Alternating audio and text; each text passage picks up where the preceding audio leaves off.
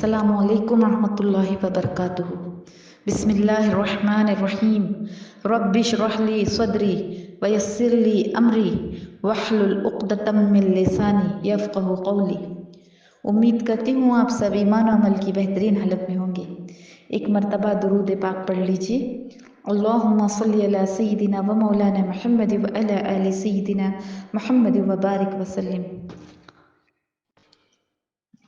الحمدللہ ہم سب اللہ کے ذکر کے لیے، اللہ تعالیٰ کی یاد کے لیے اکٹھا ہوئے ہیں، اور یہ کوئی معمولی بات نہیں ہوتی کہ ہم اس محفل میں آ کے بیٹھ گئے یا ہم نے جوائن کر لیا۔ کوئی کہاں سے جڑتا ہے تو کوئی کسی کام میں ہوتے ہوئے جڑتا ہے، یہ کوئی معمولی بات ہے؟ ہمیں کیا لگتا ہے کہ ہم نے کیا؟ یا آسمانوں پہ اللہ تعالیٰ کی محبت کے فیصلے ہوتے ہیں کہ اللہ تعالیٰ ہمیں چنتے ہیں اور اپنی یاد دلاتے ہیں، ہمیں اپنا ایمان تازہ کرنے کا موقع دیتے ہیں۔ یہ اللہ تعالیٰ کی طرف سے ہمیں چانس ملا ہے، کیونکہ دیکھو زندگی کا کوئی بھروسہ نہیں، کتنے لوگ آتے ہیں اور کتنے لوگ دنیا سے چلے جاتے ہیں۔ آج اگر ہم نے اپنے آپ کو اللہ کے لیے اپنے وقت کو لگایا ہے تو اللہ تعالیٰ ہمیں اس کا بہترین عمل بدل دیں گے۔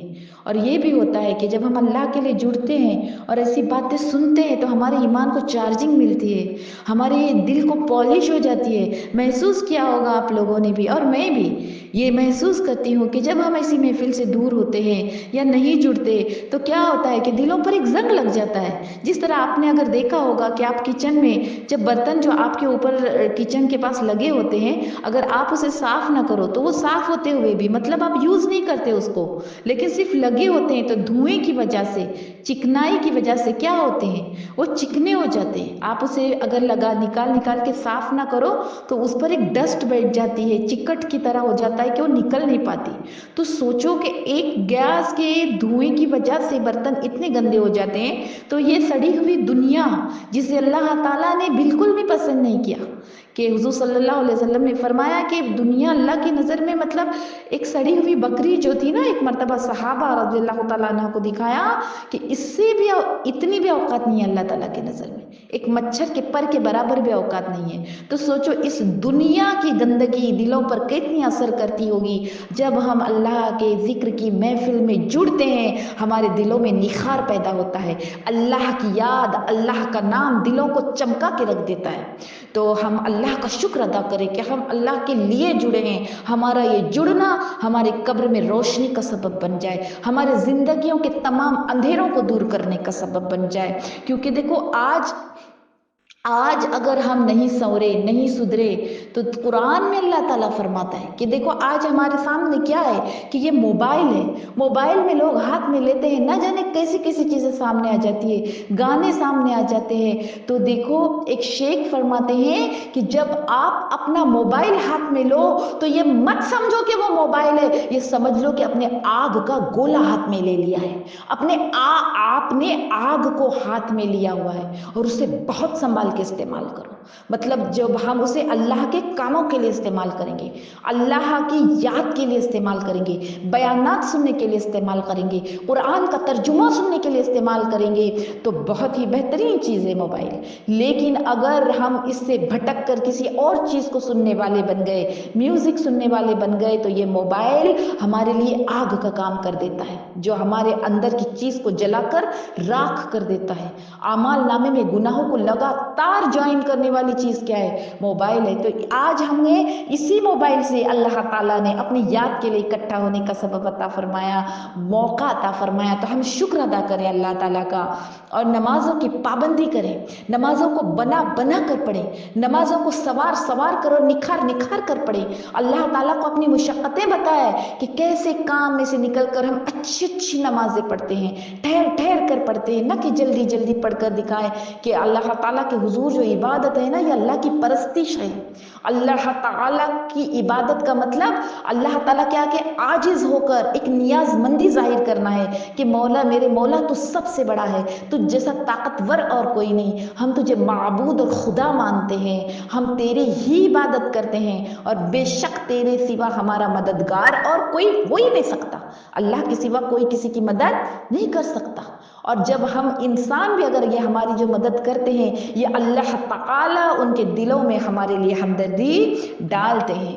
آج دیکھو اگر ہم نماز پڑھتے ہیں اور ہماری اولادیں نماز کو نہیں اٹھتی یا 4 وقت کی نمازیں پڑھتی ہیں اور فجر کی نماز کو اگر وہ نہیں اٹھتی تو ہم کیا سوچتے ہیں کہ بعد میں اٹھ کے پڑھ لیں گے، نرمی اختیار کر لیتے ہیں۔ تو سوچو کہ ایک بہت بڑے عالم شیخ فرماتے ہیں کہ اگر آپ اپنے بچوں کو نہیں اٹھاتے، شکایتیں کرتے کہ بچے نہیں اٹھتے، تو یہ سمجھو کہ اگر آپ کے گھر میں آگ لگ گئی ہو تو کیا آپ اپنے بچوں کو چھوڑ کر گھر میں سے نکل جاؤ گے کہ بچے جل جائیں؟ نہیں، آپ اس وقت بچوں کو جس طرح جگاؤ گے تو سمجھ جاؤ ان کے قبروں میں آگ لگی ہے، جہنم آگ سے دہکائی جا رہی ہے، بے نمازیوں کے لیے جہنم منہ کھولے کھڑی ہے اور قبروں میں آگ کے شعلے ہیں، اور بے شک نہ نظر آنے والی آگ زندگیوں میں بھی لگ جاتی ہے جو زندگیوں کو جلا کر راکھ کر دیتی ہے۔ تو آپ اپنے بچوں کو اس طرح سے اٹھاؤ جس طرح آگ لگ جانے کے بعد کوئی شخص اپنے بچوں کو اٹھاتا ہے، اتنے فکر سے اٹھاؤ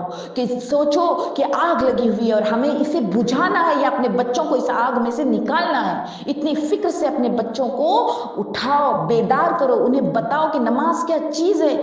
اللہ اکبر، نماز معراج کا تحفہ ہے اور بے نمازی کی سزائیں ہیں، قبر میں ازدہے ہیں۔ اللہ اکبر۔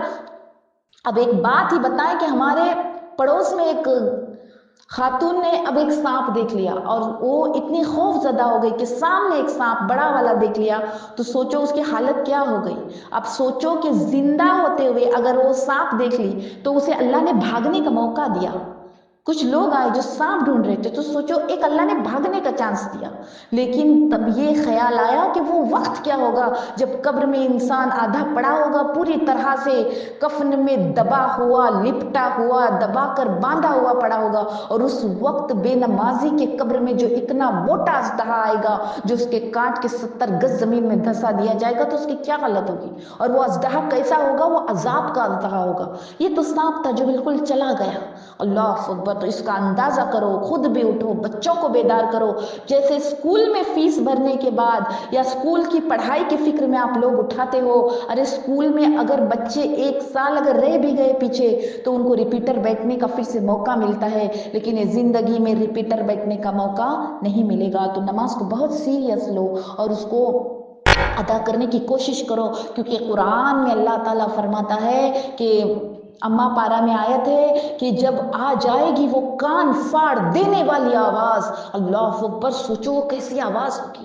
آج اگر چھوٹی سی آواز آ جائے ہم کانپ اٹھتے ہیں، ہم ڈر جاتے ہیں، تو سوچو وہ آواز کیسی ہوگی جو کان پھاڑ دینے والی ہوگی، جو قرآن میں اللہ تعالیٰ فرماتا ہے کہ شور مچا دینے والی قیامت آئے گی۔ وہ ایسی آواز ہوگی کہ سوچو وہ سور پھونکنے کی آواز کیسی ہوگی، کہ اللہ تعالیٰ فرما رہے ہیں کہ کان پھاڑ دینے والی آواز ہوگی۔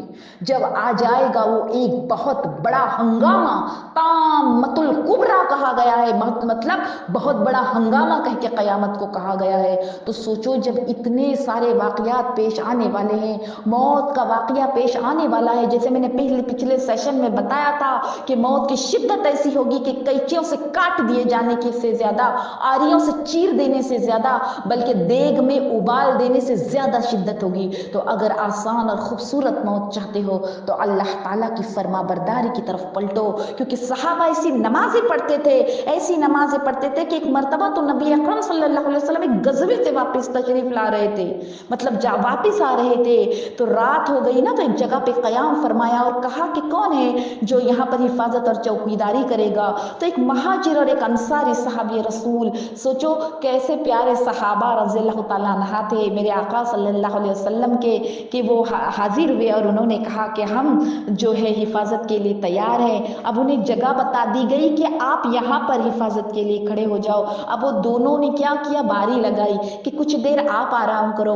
میں بیدار رہوں گا، پھر کہا کہ آپ آرام کرو، اس کے بعد میں بیدار رہوں گا۔ مطلب یہ تھا کہ اگر کبھی دونوں جاگتے رہے اور کسی کی آنکھ لگ گئی تو کہیں دشمن حملہ نہ کر دے۔ اللہ اکبر۔ دیکھو نماز کا مقام کیا ہے، اور صحابہ کا ایمان کیا ہے اور انہیں نماز میں کیسے لذت ملا کرتی تھی۔ اب دیکھو کیا ہوتا ہے کہ جب انہوں نے یہ کہا کہ باری لگا دی کہ کسی ایک کو نیند کا غلبہ آ جائے تو کیا ہوگا، اس لیے آپ تھوڑا آرام کرو میں جگ جاؤں گا، تو اس کے بعد ایک صحابی جو تھے ان کی باری تھی اور وہ جاگنے لگے اور دوسرے سونے لگے، تو انہوں نے کیا کیا، نماز کی رکعت باندھ لی۔ پتہ کیا چلا کہ صحابہ تھے وہ خالی وقت میں کیا کرتے تھے، نمازیں پڑھتے تھے۔ آج ہمارا کیا ہوتا ہے، خالی وقت میں کہاں وقت جاتا ہے، آپ اندازہ کرو کہ سر پر قضائے عمری کی نمازیں پڑھیے، ہمیں اس کی بھی ادا کرنے کی فکر ہوگی، تو سوچو یہ دیکھو ہمیں اس کی ادا کرنے کی بھی فکر نہیں ہے آج کل کے دور کے لوگوں میں۔ تو سوچے صحابہ کتنے پیارے تھے، کیسا ایمان تھا، کیسے اللہ سے محبت تھی کہ رات ہو گئی ہے اور سارے لوگ وہاں پہ آرام کر رہے ہیں اور یہ خالی تھے، انہوں نے نماز کی رکعت باندھ لی۔ تو وہاں پر کیا ہے کہ دشمن کو نظر آیا کہ کوئی کھڑا ہے، چیک کرنے کے لیے ایک تیر مارا کہ اگر انسان ہوگا، کیونکہ وہ ہل نہیں رہے تھے، بہت لمبا قیام کر دیا۔ اب دیکھو یہ نوافل پڑھے جا رہے ہیں خوبصورت طریقے سے۔ آج ہماری فرض نمازیں کس طرح کی ہوتی ہے، سوچو، محاسبہ کرو میری بہنوں۔ یہ محفل اس لیے نہیں سجائی جاتی کہ آ گئے بس حاضری لگائی، نہیں، اگر یہاں پر آ کر اپنے اعمال نہیں نکھرے تو پھر اس کا کیا فائدہ۔ تو اپنا محاسبہ کیجئے۔ اب وہ صحابی رسول ایک تیر لگا، ہل نہیں رہے ہیں، نماز کی لذت کچھ ایسی آ گئی۔ اب انہوں نے چیک کیا کہ یہ پیڑ ہے یا انسان ہے، کیونکہ دشمن حملہ کرنے کے پہلے چیک کرتا ہے۔ اس کے بعد اس نے دوسرا تیر مارا، دوسرا تیر لگا، وہ پھر بھی تلاوت کرتے جا رہے ہیں، نماز پڑھتے جا رہے ہیں، اللہ اکبر۔ اس کے بعد جب تیسرا تیر آیا اور خون بہنے لگا بہت زیادہ، انہوں نے کیا کیا، نماز ختم کی اور اس کے بعد میں دوسرے صحابی کو جگایا۔ تو انہوں نے کہا کہ تم پہلے تیر پہ ہی مجھے کیوں نہیں اٹھائے؟ تو کہا میں نماز میں سورہ کہف کی تلاوت کر رہا تھا، مجھے ایسا لطف مل رہا تھا کہ اگر مجھے اس کا خطرہ نہ ہوتا کہ میری جان اس میں چلی جائے اور اس کے بعد دشمن یہاں آ کے آپ لوگوں کو نقصان نہ پہنچائے، تو میں نماز پڑھتا ہی رہتا، لیکن میں حفاظت کے لیے رکھا گیا تھا، اس لیے میں نے نماز کیا ہوا مکمل کر کے آپ کو جگا دیا۔ سبحان اللہ۔ تو دیکھو یہ ہے نماز کی لذت۔ آج ہم بھی جائزہ لیں، ہم بھی بہت خوبصورت طریقے سے نمازیں پڑھنے والے بن جائیں، کیونکہ آج اگر ہم نے اپنی اصلاح نہیں کی تو موت جو ہے وہ پنجہ لے کر پھر رہی ہے، گھوم رہی ہے پیچھے سے۔ اور اللہ تعالیٰ جو ہے نا، اللہ تعالیٰ کیا کرتے ہیں کہ جب بندہ کہہ کے ہمیں پکارتے ہیں، قرآن میں ہمیں بندہ کہہ کے پکارا گیا ہے، ہم اپنے آپ کو اللہ کا بندہ تسلیم کرتے ہیں، تو بندے کا مطلب کیا ہے، غلام ہے۔ مطلب غلام ایسا غلام کہ غلام بھی اگر کسی آقا کی خدمت کرتا ہے نا تو وہ غلام ایسا ہوتا ہے کہ اس کو آقا سے اتنی محبت نہیں ہوتی، یا تو وہ عاجزی سے نہیں کرتا بلکہ اسے خریدا گیا ہے اس لیے وہ کرتا ہے۔ لیکن ہم اللہ کے ایسے غلام ہیں، اللہ ہم سے ایسی بندگی، ایسی غلامی چاہتے ہیں کہ اللہ ہم پر احسان پہ احسان کرتے جا رہے ہیں، اور بندگی ایسی ہونی چاہیے جس میں محبت ہو، احترام ہو، عاجزی ہو، مرضی ہو اور خوشی ہو، اس کے بعد پھر عبادت کا مزہ آتا ہے، کیونکہ اللہ کے ہم پر بے بہا احسانات ہیں۔ مالک کبھی غلام سے محبت نہیں کرتا، لیکن یہ ہمارا رب ہے جو ہم سے اتنے محبت کرتا ہے کہ قرآن میں طریقے سے ہمیں پکار کے کہہ رہا ہے کہ کہاں جا رہے ہو۔ اللہ تعالیٰ قرآن میں فرماتا ہے فَأَيْنَ تَذْهَبُونَ، کہاں جا رہے ہو، کدھر جا رہے ہو۔ اللہ اکبر۔ اس آیت پر اگر ہم غور کریں اور ٹھہر جائیں تو انسان کا دل تڑپ کے رہ جاتا ہے کہ میرا رب مجھے پکار کے کہہ رہا ہے کہاں جا رہے ہو، فَأَيْنَ تَذْهَبُونَ۔ سوچو اس آیت کو اور پلٹو اللہ کی طرف، اس قیامت کا ہنگامہ ہونے کے پہلے، اس قبر کا عذاب آنے کے پہلے، کیونکہ اللہ نے ہمیں اتنی نعمتیں دی ہے، اتنی نعمتیں دی ہے کہ اللہ تعالیٰ قرآن میں فرماتے ہیں کہ اتنا انسان ناشکرا ہے، اتنا کہ قتل الانسان ما اکفرہ، مطلب کہ مارا جائے انسان، وہ بڑا ہی ناشکرا ہے۔ مطلب میں نے انسان کو اتنی نعمتیں عطا کی ہے، اتنی نعمتیں عطا کی ہے، لیکن انسان اتنا ناشکرا ہے۔ اللہ تعالیٰ قرآن میں فرما رہے ہیں، سوچو یہ کتنی بڑی بات ہے کہ اللہ تعالیٰ ہم سے فرما رہے ہیں کہ بے شک انسان ناشکرا ہے۔ تو آج ہم اللہ کا شکر ادا کرنے والے بن جائیں۔ اب اس آیت پہ ہی اگر ہم غور کریں گے نا کہ قتل الانسان ما اکفرہ، کہ خدا کی مار ہو انسان پر، وہ کیسا ناشکرا ہے کہ اللہ نے اس کو کیسے بنایا۔ اور قرآن میں اللہ فرماتا ہے کہ انسان اپنے کھانے ہی کو دیکھ لے، کہ سبحان اللہ، اللہ کا ہم سے کیا پیار ہے، کیسا اللہ تعالیٰ بتا رہا ہے کہ انسان اپنے کھانے ہی کو دیکھ لے۔ سبحان اللہ، مطلب میں نے کیا کیا چیز انسان کو عطا کی۔ اب دیکھو اتنا بڑا رب، اتنا بڑا بادشاہ ہمیں بتا رہا ہے کہ وہ اپنے کھانے ہی کی طرف کیوں نہیں نظر کرتا، کہ ہم نے اوپر سے خوب پانی برسایا، مطلب ہمیں سمجھانے کے لیے، پھر ہم نے عجیب طریقے سے زمین کو پھاڑ ڈالا، پھر ہم نے اس میں سے اناج اگایا اور انگور اور ترکاریاں عطا کی، زیتون اور کھجوریں عطا کی اور باغات عطا کیے اور میوے اور چارے کو پیدا کیا تمہارے اپنے اور تمہارے چوپایوں کے لیے فائدے کی خاطر۔ اللہ اکبر، یہ کیوں بتا رہا ہے اللہ تعالیٰ؟ یہ چھوٹی چھوٹی چیزیں، جس طرح ہم بچے کو سمجھاتے ہیں کہ بیٹا ہم نے تمہارے لیے چاکلیٹ نہیں دی، جبکہ ہم نے اس کے لیے اور بھی بڑی قربانی سے ماں نے پیدا کیا ہوتا ہے، لیکن وہ بچے کو اس طرح سے سمجھاتی ہے کہ بچے کو جو چیزیں پتا ہے، جو چیزیں مل رہی ہے، اس کا اسے احساس ہو جائے۔ اب دیکھو یہاں پر اللہ تعالیٰ فرما رہے ہیں کہ انسان اپنے کھانے ہی کو دیکھ لے۔ اللہ اکبر۔ اور سورہ ملک جو ہم روز پڑھتے ہیں، اس میں اللہ تعالیٰ سورہ ملک کے آخر میں فرماتا ہے کہ اگر یہ پانی جو تم پیتے ہو، اگر ہم اس کو زمین کے اندر ڈال دے تو کون ہے جو تمہیں صاف پانی عطا کرے؟ اگر اسے کڑوا کر دیا جائے تو کون ہے جو تمہیں صاف پانی عطا کر دے؟ اللہ اکبر۔ مطلب جب ہم پانی پیے نا تو یاد کریں، ہم گھونٹ در گھونٹ پیتے جاتے ہیں، نماز قضا ہوتی ہے، تاخیر ہوتی جاتی ہے، قرآن کو چھوڑے بیٹھے ہیں، لیکن اگر ہم سورہ ملک کو غور سے پڑھیں اور سٹارٹ میں اگر ہم دیکھیں تبارک الذی بیدہ الملک وہو علی کل شیء قدیر، مطلب ہے میرے بندے تو جس مسئلے کو لے کے پریشان ہے، تیری زندگی میں جو مشکلیں ہیں، جو بیماریاں ہیں جو تجھے تنگ کیے بیٹھی ہے، دوائیاں اثر نہیں کر رہی، یا کوئی کس چیز سے دشمنوں سے پریشان ہے، تنگی سے پریشان ہے، کسی کا کوئی مسئلہ حل نہیں ہو رہا، یا دعا اگر کوئی ادھوری رہ گئی، تو وہ جب سورہ ملک سٹارٹ کرتا ہے تو اسے پتا چلتا ہے کہ اللہ کیا فرما رہے ہیں۔ تبارک الذی، بڑی بابرکت ہے وہ ذات۔ دیکھو پہلے سٹارٹ میں انٹروڈکشن کرایا جا رہا ہے کہ بڑی بابرکت ہے وہ ذات، تبارک الذی بیدہ الملک، ید مطلب ہاتھ، جس کے ہاتھ میں سارے کائنات کی شہنشاہی ہے، بادشاہی ہے۔ اب دیکھو اگر کوئی بادشاہ ہو تو اس کے ہاتھ میں ہر چیز نہیں ہوتی، اسے موت بھی کبھی آ سکتی ہے، اس کا وزیر اس کو آدھی رات کو مار بھی سکتا ہے، یا تو وہ جو چاہے وہ نہیں بھی کر سکتا، وہ اللہ تعالیٰ کے مرضی کے مطابق اس کا سارا کام ہوتا ہے۔ جب اللہ چاہے اسے موت دے دے، جب اللہ چاہے بیمار کر دے، جب اللہ چاہے اس پر کوئی حملہ کر دے، جب اللہ چاہے وہ رات کو سوئے تو صبح اٹھے ہی نہ۔ لیکن اللہ تعالیٰ کیسے بادشاہ؟ اللہ تعالیٰ فرما رہے ہیں تبارک الذی، بڑی بابرکت ہے وہ ذات جس کے ہاتھ میں ساری بادشاہت ہے۔ اور آگے اللہ فرما کر آیت کو بندے کو حیران کر دیتے ہیں، وہو علی کل شیء قدیر، اور وہ ہر شے پر قادر ہے۔ اللہ اکبر۔ مطلب کیا ہے کہ اللہ تعالیٰ ہر روز رات کو ہمیں یہ جب ہم پڑھتے ہیں نا تو میسج دیتے ہیں کہ میرے بندے گھبرانا مت، تیرے زندگی کے جو بھی آج دن بھر کے مسئلے ہیں، یا کل تیرے جو کام ہے، کہیں انٹرویو ہے یا ایگزام ہے، یا بہو ہے جسے نئی نئی جو گھر میں داخل ہوئی ہے، یا جو روزی کے لیے تلاش کے لیے نکلنے والا ہے، یا جس نے جہاں پیسے انویسٹ کیے، جو بیمار ہے جس کا علاج شروع ہونے والا ہے، تو کہتے ہیں کہ بڑی بابرکت ہے وہ ذات جس کے ہاتھ میں ساری کائنات کی بادشاہتی صرف نہیں بلکہ وہ ہر شے پر قادر ہے۔ ایک جگہ تو اللہ تعالیٰ قرآن میں فرماتے فعال لما یرید، وہ جو چاہے کر ڈالنے پر قادر ہے۔ اللہ اکبر۔ مطلب ہمارا رابطہ، ہماری نمازیں، ہمارے سجدے کی ذات کے لیے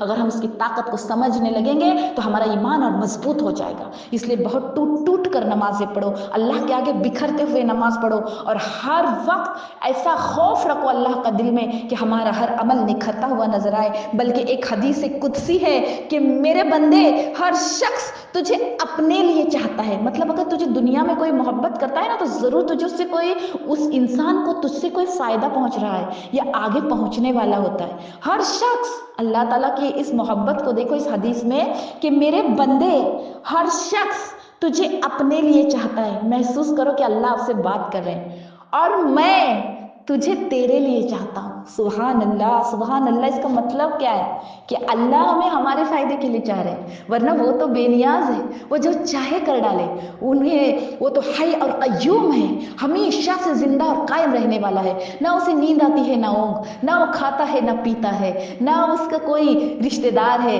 نہ کوئی جورو ہے نہ جاتا ہے، بلکہ وہ تنہا واحد اللہ الصمد ہے، لم یلد ولم یولد ہے، اور ہوتے ہوئے بھی وہ ہم سے محبت کرتا ہے۔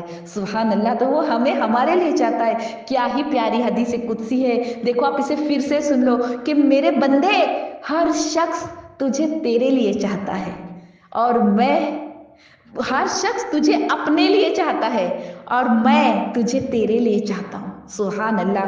तो हम अल्लाह का जिक्र करने वाले बन जाए। जब दाऊद अलैहिस्सलाम अल्लाह के इससे प्यारे बंदे थे, अल्लाह ने दाऊद अलैहिस्सलाम की कुरान में तारीफें की है और फरमाते हैं कि जब दाऊद ज़बूर पढ़ते थे या अल्लाह की तस्बीह और तकदीस करते थे ना, तो अल्लाह ताला ने परिंदों को हुक्म दिया था, ऐसा वज्द आ जाता था। वो जिस जगह पे पढ़ते थे उस जगह को ऐसा वज्द, मतलब ऐसा जोश आ जाता था। वज्द का मतलब अगर आपको मैं समझाने के लिए जाऊं तो आपने कभी देखा होगा कि आप तन्हाई में जिक्र करते हो या कभी अल्लाह की कोई नेमत आपको याद आ जाती है और नमाज के दौरान आपके दिल पे ऐसी रिक्कत तारी हो जाती है, कपकपी तारी हो जाती है, बदन के रोंगटे खड़े हो जाते हैं अल्लाह की मोहब्बत में। आप अल्लाह को इतना करीब महसूस करते हो कि ऐसा लगता है कि जिस्म पर ऐसी कपकपी तारी हो जाती है कि ऐसा लगता है कि रूह निकल जाए। ये मोहब्बत की वो कैफियत और लज्जत होती है, वो अल्लाह की इश्क की लज्जत होती है और उस जोश को वज्द कहते हैं। तो अब देखो वो कहते कि जब दाऊद अलैहिस्सलाम तस्बीह करते, तहलील पढ़ते या फिर ज़बूर की तिलावत करते, उन पर जो किताब उतरी थी उसे ज़बूर कहते, तो वो जगह जो होती वो कायनात वज्द में आ जाती, परिंदे वज्द में आके तस्बीह करने लगते और बाकायदगी से कुरान में बताया गया कि पहाड़ भी उनके साथ होकर तस्बीह करने लगते। सोचो वो आवाज़ें कैसी होगी, वो मंजर सोचो कि परिंदों को तस्बीह करते हुए कभी आपने देखा है? सोचो वो अल्लाह की मोहब्बत में से डूब के दाऊद अलैहिस्सलाम तस्बीह करते कि अल्लाह फरमाते कि दाऊद इतनी ज्यादा तस्बीह करते थे कि हमने पहाड़ को और परिंदों को उनके लिए उनके साथ तस्बीह में लगा दिया था।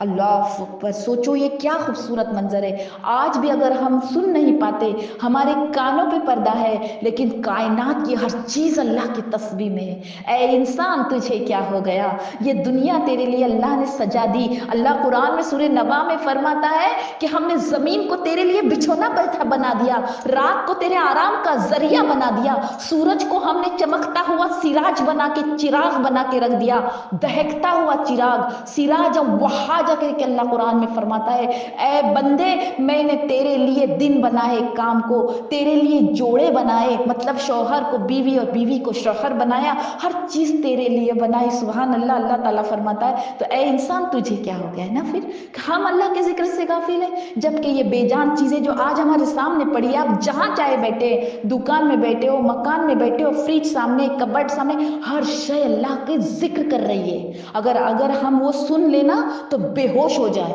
वो इतनी कसरत से अल्लाह का जिक्र करती है।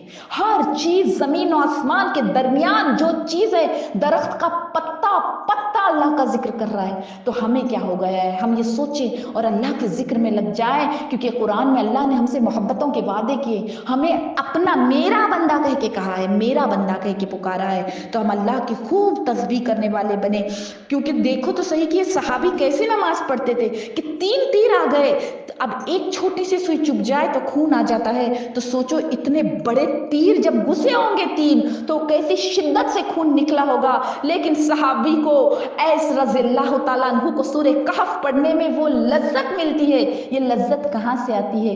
लज्जत मोहब्बत से पैदा होती है, लज्जत मोहब्बत से पैदा होती है। अब देखो एक इंसान को खाना बनाना पड़ता है, अगर कोई टिफिन के लिए बनाता है, किसी को बेचने के लिए बनाता है, तो उसमें मोहब्बत नहीं होती, थकान आती जाती है, पर उसका जो बिजनेस होता है इसलिए वो करता जाता है। या कभी किसी को नागवार इंसान किसी के घर में आता है, मतलब वो उसे पसंद नहीं करता, लेकिन जब उसे खाना बनाना पड़ता है तो उसे लज्जत नहीं आती। लेकिन जब वो खाना अपने औलाद के लिए बनाता है, अपने पसंदीदा महबूब के लिए वो खाना बनाता है, तो उसे लज्जत आती है। पता क्या चला मोहब्बत और लज्जत का ताल्लुक है।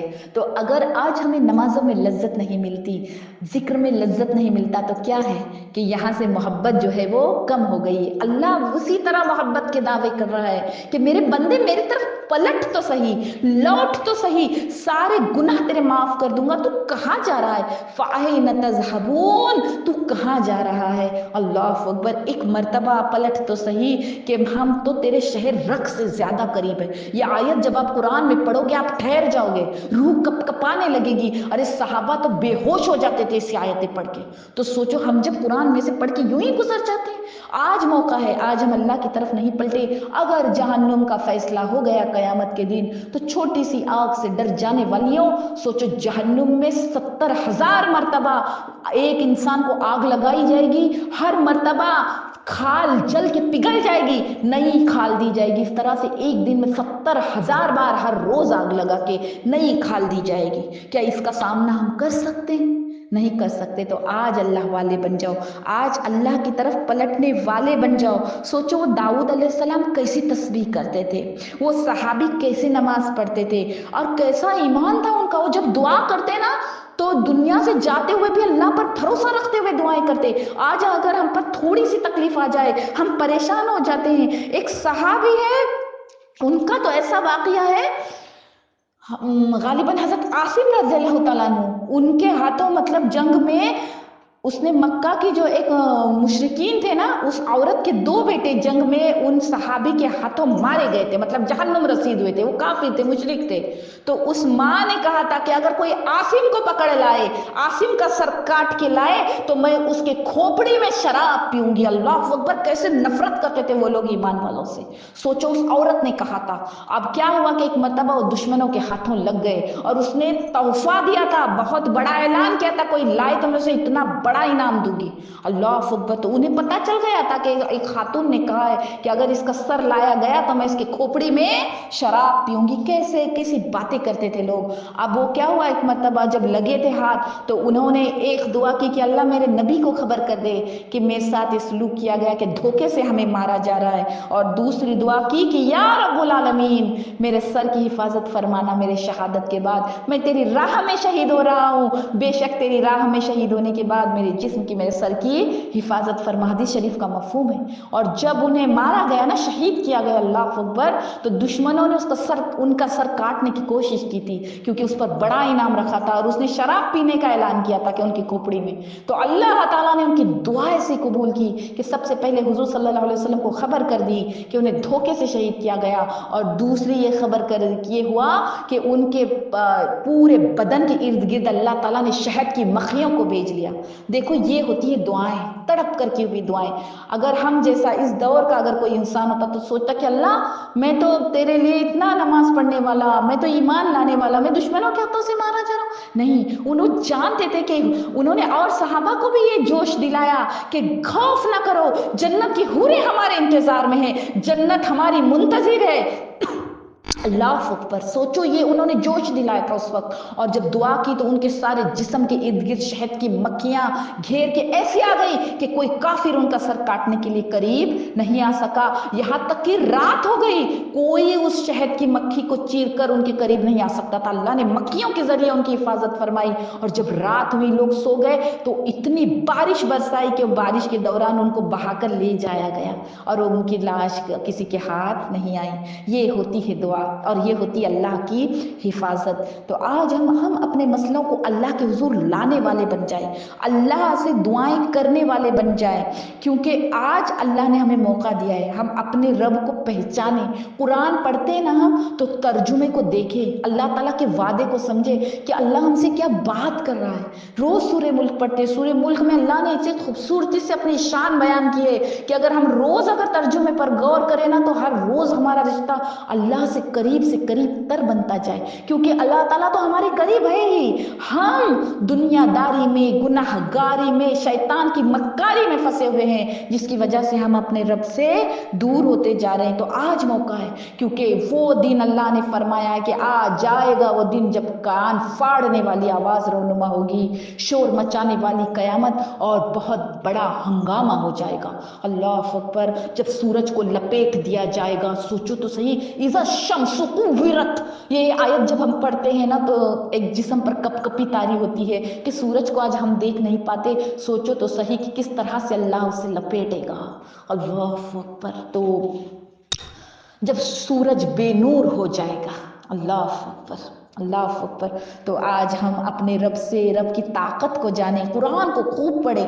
اگر اپنے ایمان کو تازہ کرنا چاہتے ہیں نا تو قرآن کو خوب پڑھیں۔ یہ جو چھوٹا سا ابھی سیشن ہم یہ کتنا ہوتا ہے، 30 منٹ کا ہوتا ہے، لیکن اگر ہم نے قرآن کو پڑھنے والا بن گئے ہم تو پھر سمجھ جاؤ ہماری زندگی بن گئی، ہماری زندگی کے مسئلے خود بخود حل ہو جائیں گے، کیونکہ جس کے زندگی میں بھی قرآن آتا ہے، جس کے زندگی میں قرآن داخل ہو جاتا ہے، اس کے زندگی سے مصیبتیں اور مشکلیں دور ہو جاتی ہیں، اس کی زندگی میں سے کفر نکل جاتا ہے، اس کی زندگی میں سے بے برکتی نکل جاتی ہے، اس کی زندگی میں سے بیماریاں نکل جاتی ہے، اس کی زندگی میں سے جو دعائیں اس کی ادھوری رہ گئی ہے وہ پوری ہو جاتی ہے، کیونکہ قرآن اس کی زندگی میں آ گیا۔ کیوں؟ کیونکہ جب ہم ترجمہ دیکھیں گے تو اللہ تعالیٰ کے وعدے سنیں گے اور گناہ سے بچنے والے بنیں گے۔ اب جیسے میں بول رہی تھی کہ اذا الشمس کورت، جب ہم پڑھیں گے نا تو ہمیں ڈر ہو جائے گا، کیا سورج لپیٹا جائے گا؟ وَإِذَا النُّجُومُ انقَدَرَتْ، اور جب ستارے بے نور ہو جائیں گے، یہ ستارے جو رات کو اتنے جگمگاتے ہیں وہ کیسے بے نور ہو جائیں گے؟ اور جو اللہ تعالیٰ آگے فرماتے ہیں کہ پہاڑوں کو چلایا جائے گا، وَإِذَا الْجِبَالُ سُيِّرَتْ، تب ہم ڈر جائیں گے کہ اتنے بڑے پہاڑ جب چلا دیے جائیں گے تو انسان تیرا کیا ہوگا؟ تو آج ہم اس کا ارادہ کریں، اپنے رب کے قریب ہونے والے بن جائیں اور اپنے ایمان کو بوسٹ کرنے والی چیزیں پڑھے، اور سب سے زیادہ ایمان کو بڑھانے والا، بوسٹ کرنے والا کوئی چیز ہے تو قرآن ہے، جو صحابہ کو کفر سے اللہ تعالیٰ نے جنتوں کا وارث بنا دیا ہے۔ ایک قرآن ان کی زندگی میں آ گیا، آج وہی قرآن ہماری طرف ہے، تو اللہ تعالیٰ سے بہت دعائیں کریں انشاءاللہ۔ اور ایک بہن کا بھی ایک میسج آیا تھا کہ ان کے شوہر کا کسی حادثے میں مطلب ایکسیڈنٹ ہو گیا ہے، تو وہ ICU میں ہے، تو ان کے لیے بھی انشاءاللہ دعا کریں گے، چھوٹی سی دعا 2 منٹ کی انشاءاللہ، 2-3 منٹ کی کریں گے انشاءاللہ۔ اللہم صلی اللہ اکبر کبیرہ والحمد للہ کثیرہ وسبحان اللہ بکرۃ واصیلہ، اللہم صلی علی سیدنا مولانا محمد وبارک وسلم۔ یا ارحم الراحمین، یا الہ العالمین، ہمارا یہاں جمع ہونا قبول فرما، ہمارا یہاں اکٹھا ہونا قبول فرما۔ اے اللہ، جیسے صحابہ کی زندگی میں قرآن آتا تھا ان کی زندگیاں بدل جاتی تھی، یا اللہ ان کی زندگی میں قرآن آتا تھا وہ تجھ پہ جان دینے والے بن جاتے تھے، یا اللہ ان کی زندگی میں قرآن آتا تھا ان کے بستروں سے رشتے ٹوٹ جاتے تھے اور مصلے پر کھڑے ہونے والے بن جاتے تھے۔ یا اللہ ہماری زندگی کو قرآن سے سنوار دے، یا اللہ ہماری زندگی کو قرآن سے جوڑ دے، یا اللہ ہماری زندگی کو قرآن سے رنگین اور منور کر دے، یا اللہ ایسا قرآن ہمارے ارد گرد بسا دے کہ یہ قبر میں بھی ہمارا ساتھی بن جائے۔ یا الہ العالمین، تمام بہنوں کی جو حاجتیں ہیں وہ پوری فرما، تماموں کو قرآن پڑھنے والیاں بنا، ترجمے پر تدبر اور تفکر کرنے والیاں بنا۔ یا الہ العالمین، جو بیمار ہیں انہیں کامل درجے کی شفا عطا فرما، انہیں مکمل ترین شفا اور سلامتی عطا فرما۔ یا اللہ ایک بہن کا جیسے مجھے میسج آیا تھا، وہ اللہ کے خزانے ممبرس میں سے ایک ممبر سے، میرے مولا تماموں کے لیے ہی دعا ہے، لیکن جو شیرین بہن نے مجھے میسج کیا ہے کہ ان کے شوہر کو 2 ہفتے ہو گئے ICU میں لیکن انہوں نے آنکھ نہیں کھولا، میرے مولا اس محفل کو قبول فرما کر تیرے پیارے محبوب صلی اللہ علیہ وسلم کا اس میں تذکرہ ہوا ہے، جن کے لعاب دہن میں شفا ہے، میرے مولا اسی لعاب دہن کا واسطہ، میرے مولا تجھے تیرے سلامیت کا واسطہ ان کے شوہر کو شفا عطا فرما، سلامتی والی، عافیت والی عمر دراز بالخیر عطا فرما۔ یا الہ العالمین، اتنی بہنیں یہاں جڑی ہے، کسی کا تو آمین بولنا تجھے پسند آ گیا ہوگا، میرے مولا ان کو شفا سلامتی والی زندگی عطا فرما کے ہاسپٹل سے ڈسچارج عطا فرما اور ان کی زندگی کو خوشیوں سے بھر دے۔ یا الہ العالمین، اور تماموں کی جائز تمناؤں کو پورا فرما دے اور ہماری دعاؤں پر قبولیت کی مہر لگا دے۔ یا اللہ، اور ہمیں تیرے محبوب کے ہاتھوں سے قیامت کے دن ٹھنڈا ٹھنڈا میٹھا میٹھا جام کوثر عطا فرما، تمام مرحوموں کی مغفرت فرما، ان کی قبروں کو جنت کا باغ بنا دے، ان کی قبروں میں جنت کی ہوا چلا دے۔ یا الہ العالمین، اور دوران ذکر مطلب دوران بیان اگر کوئی غلطی زبان سے نکل گئی ہو تو اسے معاف فرما دے، اور میری تمام بہنوں کی ہر جائز تمنا جو وہ ہاتھ دل میں لیے ہوئے، ہاتھ اٹھائے ہوئے ہیں، میرے مولا ان کی دعاؤں پر قبولیت کی مہر لگا دے۔ اللہم صلی علی سیدنا و مولانا محمد وعلی آل سیدنا محمد وبارک وسلم۔ ربنا تقبل منا انک انت السمیع العلیم۔